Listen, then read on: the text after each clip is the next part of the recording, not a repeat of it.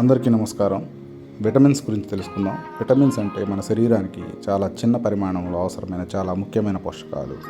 ఇవి మన శరీరంలో పనిచేయడానికి ఉపయోగపడతాయి. విటమిన్స్ 2 రకాలు. కొవ్వులో కరిగే విటమిన్స్ శరీరంలో నిల్వ అవుతాయి. నీటిలో కరిగే విటమిన్స్ శరీరంలో నిల్వ అవ్వవు, ప్రతిరోజు అవసరం.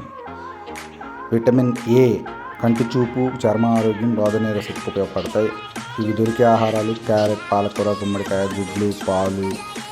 విటమిన్ డి ఎముకలు బలంగా, కాల్షియం శోషణ సూర్యకాంతిలో దొరుకుతుంది. ఆహారం పాలు, చేపలు, గుడ్డు, పచ్చసంలో దొరుకుతుంది. విటమిన్ ఈ చర్మం, జుట్టు, కణాల రక్షణకు ఉపయోగపడుతుంది.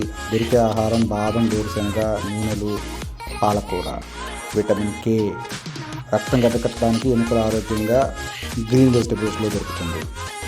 విటమిన్ బి కాంప్లెక్స్ B1 నుండి B12 వరకు ప్రధాన ఉపయోగాలు: శరీరానికి శక్తిని ఇస్తుంది, మెదడు పనితీరుకు సహాయపడతాయి, నర్వ్స్ ఆరోగ్యంగా ఉంటాయి, బలహీనత తగ్గిస్తుంది, జీర్ణక్రియ మెరుగుపరుస్తుంది. దొరికే ఆహారాలు పాలు, గుడ్లు, అరటి, పప్పులు, ఆకుకూరలు, గింజలు, మాంసం.